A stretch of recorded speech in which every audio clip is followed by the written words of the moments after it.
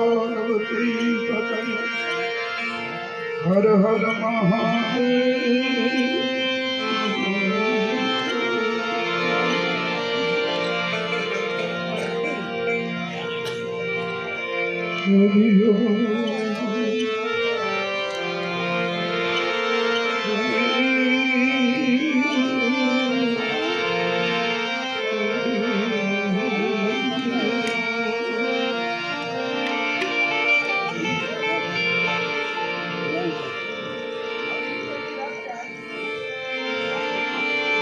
लोभी लोभी सब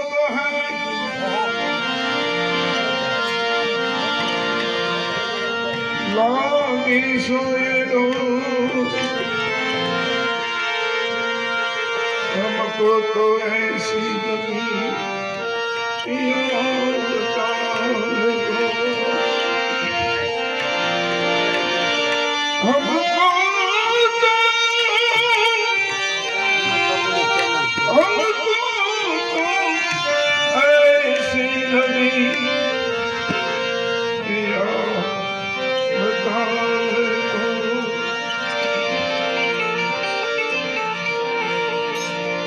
वचन वचन दिले नहीं वचन भयो प्रकाश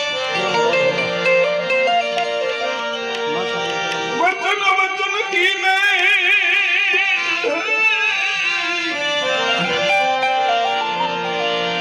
वचन भयो प्रकाश जय नरे वचन ने विचारिया अला सुधरी जरा सुनता एक भजन गाऊं છે પણ કે ઘણા આજે પણ એનું રહસ્ય સાથે કેવું છે એવા વચન સંભાળી જાણે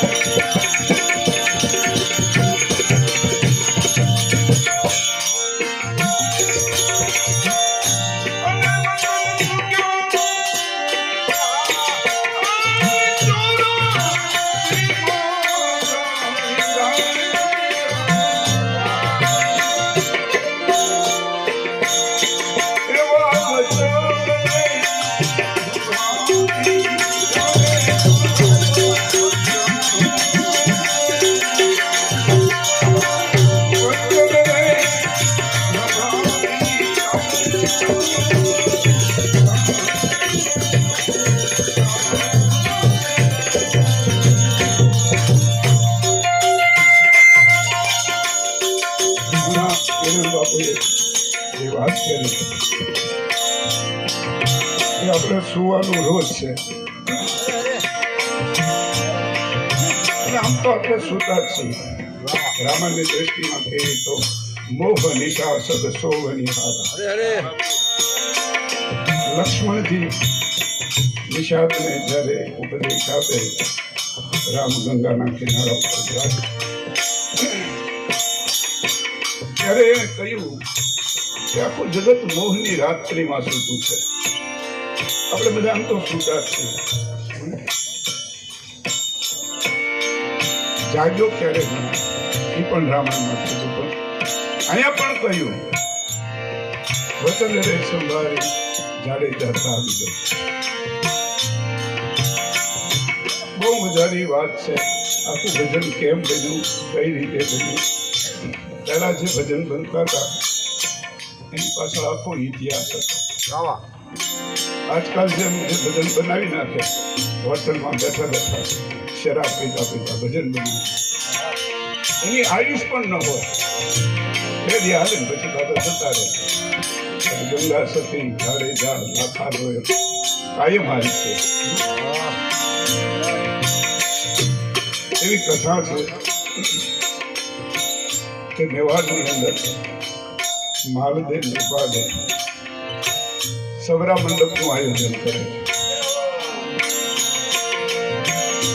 અને પછી બધે વાયક મોકલે છે એમાં જેસલ તોરણને પણ વાયક કરે જતી અને સતી એમાં જેસલે કઈ દેવી તમે જાઓ, હું આશ્રમમાં રહું. ગુરુ મહારાજ આવે છે અને ગુરુ મહારાજની સાથે ઓરાદે જાય જેસલ આશ્રમમાં જાય. એક દિવસ નદીએ સ્નાન કરવા જાય જાડેજા. આ બાજુ ઓરાદે તો ગુરુ મહારાજ સાથે જ્યાં વાયક છે દિવાળમાં ગયા છે. માળજન રૂપાજીએ સવરા મંડપનું આયોજન કર્યું, જે અમારા સાધુ કરે છે. માર્ગી સાધુ કરે છે, લાકડું ઊભું કરે ને એ સવરા મંડપ, જેની નીચે બેસીને જતી ને સતી ભજન કરતા. જતી કોને કહેવાય, સતી કોને કહેવાય, આખો એનો ઇતિહાસ છે. પણ એમાં જ્યારે નથી જવું. જતીના 5 લક્ષણ, સતીના 5 લક્ષણ શાસ્ત્રોમાં બતાવે. આજકાલ જે જતી સતી કે એ નહીં. સ્નાન કરવા ગયા હોય, સ્નાન કરી પાછા આવે, હાથમાં જળનો લોટો છે, તો પોટલે બેઠા છે ને એ નિંદા કરી મોટો ભગત થઈ ગયો, માળાઓ નાખી દીધી, આપણું તિલક કપાળ ભરી દીધું, ભગવા કરી દીધા. અમે એને ઓળખ્યા કોણ છે, કચ્છનો કાળો નાગ. દેખાવ કરે છે, સમાજને છેતરે છે. અને ખરેખર જો ભગવાનનું ભજન કરતો હોય તો રસ્તામાં એક ગાય ભરેલી પડી છે અને સજીવન કરે તો અમે માનીએ. અને જેસલને થયું કે આમાં મારી પચ નહીં જોઈ. જેના નામનું મેં બાનું પહેર્યું છે, જેના નામનું હું ભજન કરું છું અને જેના નામને લીધે આજ સમાજ મને ભગત કહે છે, એ પરમ તત્વની લાજ હશે. એટલે હાથમાં જળ લીધું, ભગવાન સૂર્યનારાયણને કીધું, હે સૂર્યનારાયણ, મન વચન અને કર્મથી જો મેં પાપ કર્મ છોડી દીધું હોય અને તમારું ભજન કરતો હોઉં તો ગાયને મારું આયુષ આપું છું. એમ કરી અંજલી છાટી ગાય ઊભી થઈ જતી રહી. પેલા મળા બેટા કરતા હતા એમ નહોતા થતા, પોતાની આયુષ આપવી પડતી. મૂળદાસજીએ પોતાની આયુષ બિલાડીને આપેલી જામનગર પ્લેસની સામે. મળા એમને નહોતા બેઠા થતા. પણ પછી જેસલને થયું હવે જીવાય નહીં, હું જીવીશ, લોકો મરી જશે, ખબર પડી ગઈ છે. મારી પાસે આવશે અને કહેશે કાલે સજીવન કરો. હું કેટલાને સજીવન કરીશ? એ તો પ્રકૃતિ વિરુદ્ધનું કામ કહેવાય. કારણ કે આ જગતમાં જે આવે છે એમ જવું પડે છે. શાયદ ઉસી કા હી નામ હૈ દુનિયા કે કોઈ આ રહા હૈ તો કોઈ જા રહા હૈ. इधर एक दूल्हा घोड़े पे चढ़ा है, उधर किसी का जनाजा उठा जा रहा है. इधर वाह वाह है, उधर ठंडी आंधी, कोई हंस रहा है तो कोई रो रहा है. शायद उसी का ही नाम है. એનું નામ જ દુનિયા. આ જગતમાં જે આવે ને જવું પડે છે. રામ અને કૃષ્ણ જેવા અવતારો પણ જતા રહ્યા. એટલે હવે જીવાય નહીં જાજુ. એટલે આશ્રમમાં આવ્યો, સેવકોને કીધું સમાધિ ગાળો. ટૂંકમાં કહી દઉં, સેવકોએ સમાધિ ગાળી, જેસલે સમાધિ લઈ લીધી. આ બાજુ મેવાડની અંદર માલવે રૂપાબેન જે મંડપ આજરો છે સૌરા મંડપ, એમાં જતીન સતી ભેગા થઈ ધણીનો પાટ મંડાણો છે. ભગવાન જ્યોતિ સ્વરૂપે પ્રગટ છે. પહેલા વહેલા ભગવાન જો કોઈ આકાર હોય તો જ્યોતિ સ્વરૂપે આવ્યા છે ધરતી પર. પછી 24 અવતાર ભાગવતના પાટ મંડાણો બધા ભેગા મળી અને ભજનિયા ગાતા હતા. કેવા હતા? હે પધારો ગુરુ મારા સદગુરુ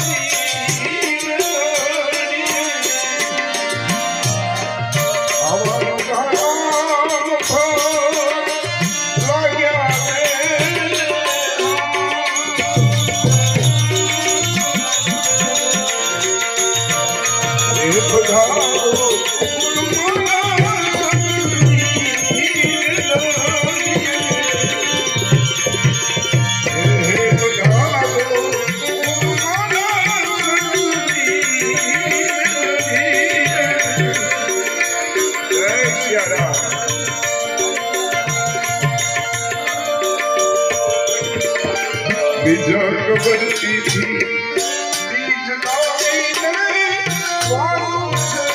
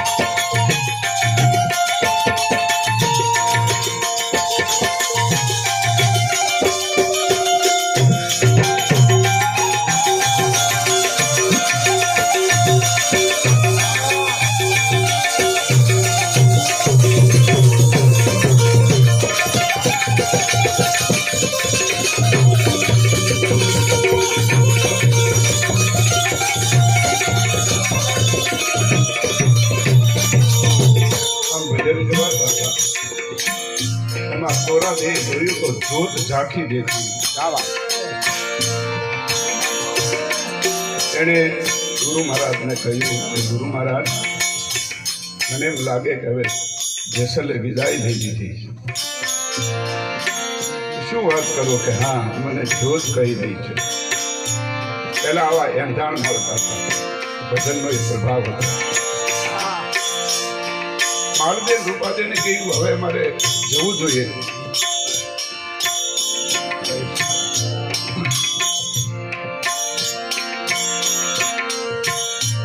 કેમ જેસલે વિદાય લઈ લીધી માલદેવ રૂપાદે કહ્યું કે શું વાત કરો તો કે હા જોત ઉપરથી મને લાગે કે પણ માલદેવ રૂપાદે કહ્યું તમને વચન આપ્યું કે હું સમાધિ લઈશ એ પહેલા તમને એક વાર મળીશ આ વચનનું શું કહ્યું તમે ખમો સવાર પડ્યું મંડપની પૂર્ણાહુતિ કરી કે અમે તમારી સાથે આવી જેટલા સંતો ભક્તો હતા એ મંડપમાંથી સીધા કચ્છમાં જેસલને તોરણ जो आश्रम से ત્યાં આવ્યા છે જેસલ સમાધિ લીધી છે આ બધું તોડાથી આવી સેવકોને કહ્યું જેસલ ક્યાં એને તો વિદાય લઈ લીધી શું વાત કરો કે હા કહેવાય છે હાથમાં એક તાળો લીધો તોડાથી જેસલની જ્યાં સમાધિ હતી ત્યાં આવ્યા અને આ જેસલને વિનવે છે કે હે જેસલ જો તમે માલદેવ રૂપાદેને વચન આપ્યું હોય તો એને મળવું જોઈએ એમનો વિદાય લઈ લીધી અને ત્યારે આ ભજન બન્યું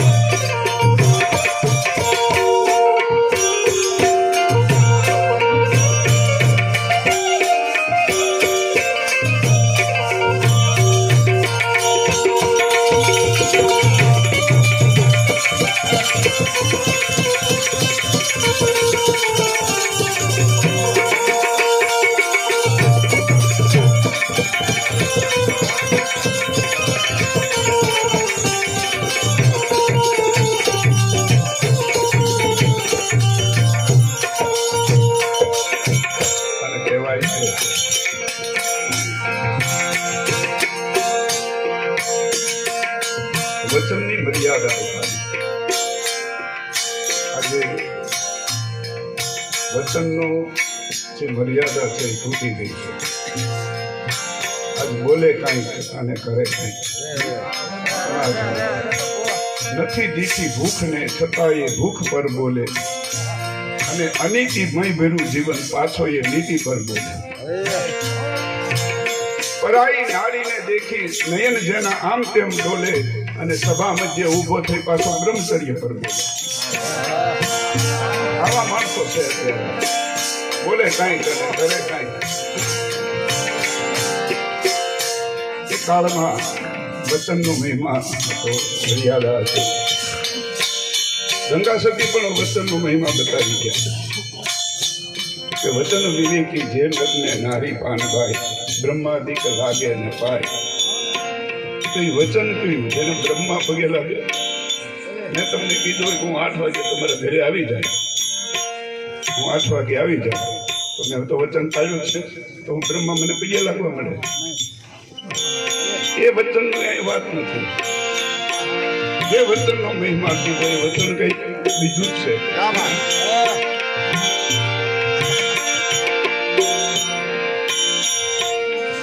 શાસ્ત્રો અને સંતો એ બતાવી છે. જ્યાં અહીંયા બાપુ બેઠા છે એને ભજન થયું. કૃષ્ણાનંદગીરી બાપુએ જ્યાં ભજન કર્યું એ ભજનની તપસ્થલી છે. કોઈ સાધુ ભજન કરે, જગ્યાનો પ્રભાવ બહુ હોય. જમીન હોય, ધરતી હોય, વસ્તુ નો રહે. એ જાગૃત હંમેશા 12 વર્ષ પછી થાય. કોઈ પણ સાધુ ભજન કરે અને ભજન કરીને વયો જાય એ પછી 12 વર્ષે ભૂમિ જાગૃત થાય. એમનું તરત નથી થતું. વચનનો મહિમા બતાવતા કહ્યું કે વચન માટે વેચાઈ ગયા હરિચંદ્ર, અયોધ્યાનો મહારાજા. પણ એક સાધુનું ઋણ ચૂકવવા માટે, એક ઋષિનું ઋણ ચૂકવવા માટે એક વચન આપેલું. એટલે કાશીની બજારમાં માથે ઘાસનો પૂળો મૂકે. એવો નિયમ હતો કે કોઈને વેચાવવું હોય ને તો માથે ઘાસનો પૂળો રાખે એટલે ખબર પડી શકે ને વેચાવું. એ સમયમાં એવો કંઈક નિયમ હશે. તો કાશીની બજારમાં આવી હરિચંદ્ર, તારા અને રોહિત ખરીદો ખરીદો દુનિયાના લોકો, અમારે અમારા જીવન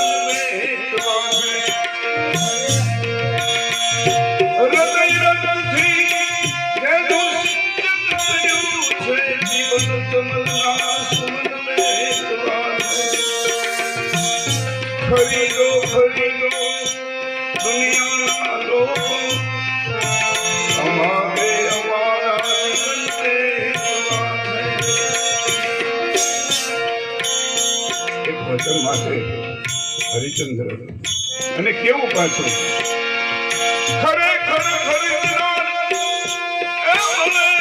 જો કોઈ અમારા જીવનની અંતિમ ઘડીએ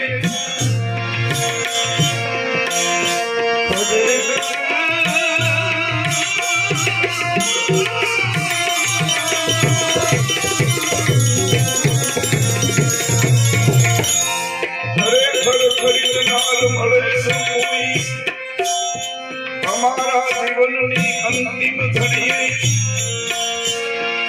तो खुदा की कसम बस कसम है खुदा की हमने મળેલું અમારું જો ગજ કફન વેચવું છે ખરીદો ખરીદો દુનિયાના લોકો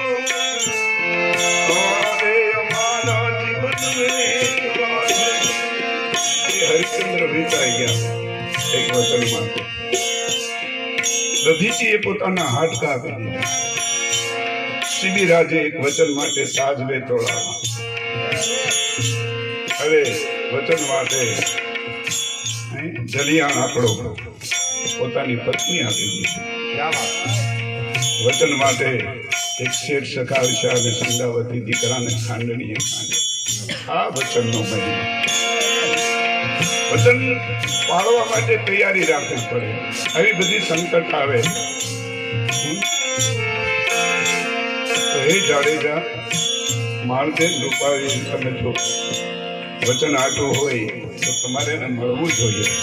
અને કહેવાય છે જ્યાં વચનની મર્યાદા બતાવી કડાકો થયો આકાશમાં, સમાધિ ફાટી. અને કહેવાય એવો આળસ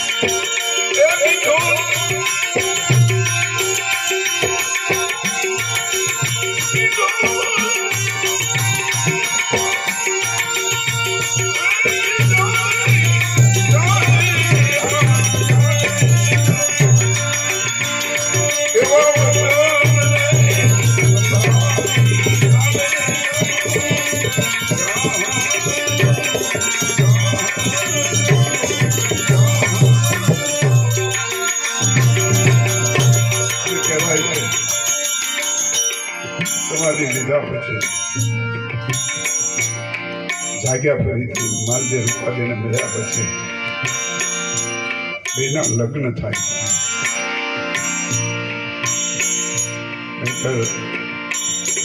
ભજનમાં એવું ન ગવાય કે જેસલને ઘરેથી તોડી નાની પડી. ઓરલે ત્રણ તારિયા આસટીઓને સધી જેસલ જગનો ચોરટો પલમાં કીધો ભી. નકર સાંસટીઓ જેવો તેવો નહોતો, જેસલને વધે એવો હતો. સાધુ સંગત થઈ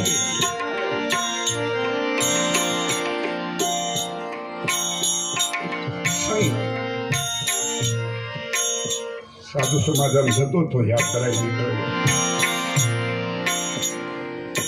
જેનું ભજન પાકી ગયેલો આવો કોઈ સાધુ તો રસ્તામાં એક દીકરી આની જોઈ, એની પર દ્રષ્ટિ પડી. અને દ્રષ્ટિ પડતા થઈ હો આ તો કોઈ જોગમાયા છે, કોઈ સતી છે. આ તો કેટલાય જીવોનો ઉદ્ધાર કરશે.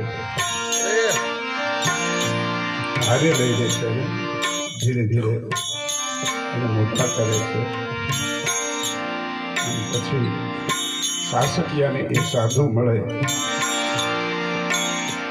અને એનો ભક્ત બની જાય. સાસકિયા કન્યા સાસકિયાને આપે ઈ તોડા દે.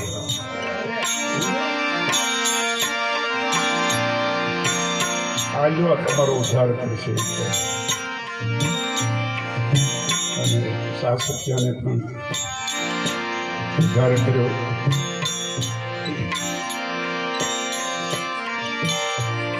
સધીરાનો પણ ઉદ્ધાર કર્યો. કેટલા જીવોનો ઉદ્ધાર કર્યો. પણ છેલ્લે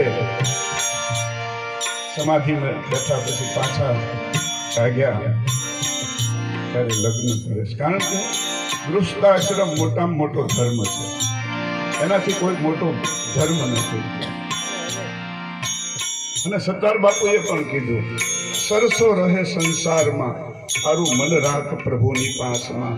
સત્તાર શા સમજી જુઓ ભક્તિ છે વિશ્વાસ, નહીતર જાણો આ જિંદગી જીવ્યા છતાં ખાલી ગઈ. 18,000 ભક્તો છે આ નાભાકૃત ભક્તો મારા, બધા સંસારી હતા. તો થયું કે ભાઈ સંસાર જેવું જગતમાં બીજું કોઈ નથી. કારણ કે ત્રણેય આશ્રમ એની ઉપર ટકે છે. બ્રહ્મચર્ય, પછી ગૃહસ્થ, વાનપ્રસ્થ અને સંન્યાસ, 4 આશ્રમ છે. એમાં ગૃહસ્થાશ્રમ ઉપર ત્રણેય આશ્રમો ટકી રહ્યા. ગૃહસ્થાશ્રમનો મહિમા આપણા બધા દેવતાઓ જો પરણેલા છે. વિષ્ણુ જો ને વિષ્ણુ પરણેલા, લક્ષ્મી, ભગવાન ભોળાનાથ એને છોકરા.